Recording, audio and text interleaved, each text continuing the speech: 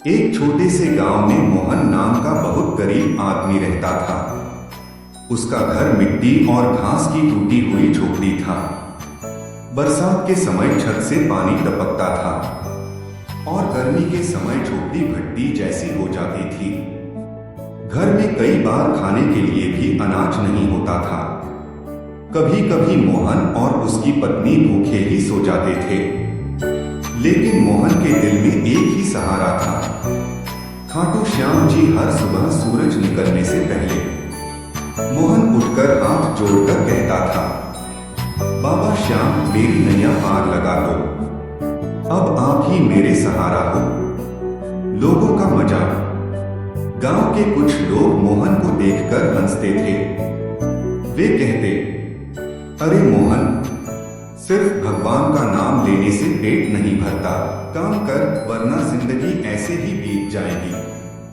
लेकिन मोहन मुस्कुराकर कहता, मेरे बाबा श्याम सब देख रहे हैं, एक दिन जरूर मेरी सुनेंगे। मंदिर की सेवा।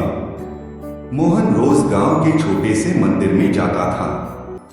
वह वहां बैठकर धीरे धीरे भजन गाता, हारे का सहारा बाबा श्याम हमारा, मेरी नैया पार लगा दो।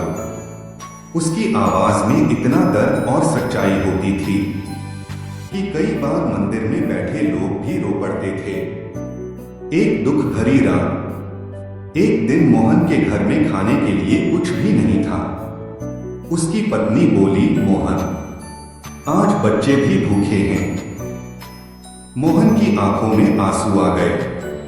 उस रात वह बहुत दुखी होकर खाटू श्याम जी की तस्वीर के सामने बैठ गए और रोते हुए बोला, बाबा, अब आप ही सहारा हो, मेरी नैया पार लगा दो। रोते रोते वह वहीं सो गया। सपना। उसी रात मोहन को एक अद्भुत सपना आया। सपने में उसने देखा मंदिर के अंदर तेज प्रकाश फैल गया। उस प्रकाश से एक दिव्य रूप प्रकट हुआ।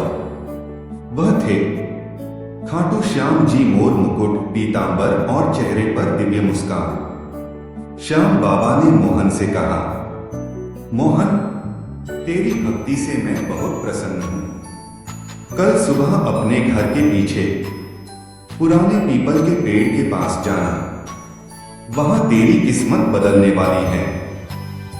अगली सुबह होते ही मोहन की आंख खुली। वह बहुत खुश था, लेकिन सोच रहा था, क्या यह सच था या सपना? फिर भी उसने सोचा, यह बाबा का आदेश है। वह तुरंत घर के पीछे पीपल के पेड़ के पास गया। चमत्कार!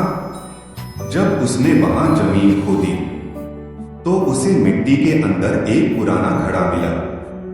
मोहन ने जैसे ही घड़ा खोला, वह हैरान रह गया। उस घड़े में सोने के सिक्के और गहने थे। मोहन की आंखों से आंसू बहने लगे। वह आसमान की तरफ देखकर बोला, बाबा श्याम, आपने मेरी सुन ली। मोहन की जिंदगी बदल गई। उस दिन के बाद मोहन की जिंदगी बदल गई। लेकिन उसने धन मिलने के बाद भी अहंकार नहीं किया। उसने सबसे पहले गांव के मंदिर की मरम्मत करवाई, गरीबों को खाना खिलाया और रोज श्याम बाबा का भजन गाया। कहानी की सीख। इस कहानी से हमें एक बात सीखने को मिलती है, सच्चे मन से की गई भक्ति कभी व्यर्थ नहीं जाती। अगर दिल से खाटू श्याम जी को पुकारो तो वह जरूर मदद करते हैं। जय श्री श्याम। अगर दिल से श्याम कहोगे तो श्याम जरूर सुनेंगे।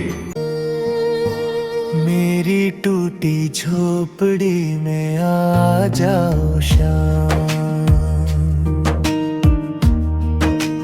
मेरी टूटी झोपड़ी में आ जाओ श्याम। दुखिया के घर दीप जला जाओ श्याम। भूखे हैं हम, सुना है ये संसार, सहारे का सहारा बन जाओ।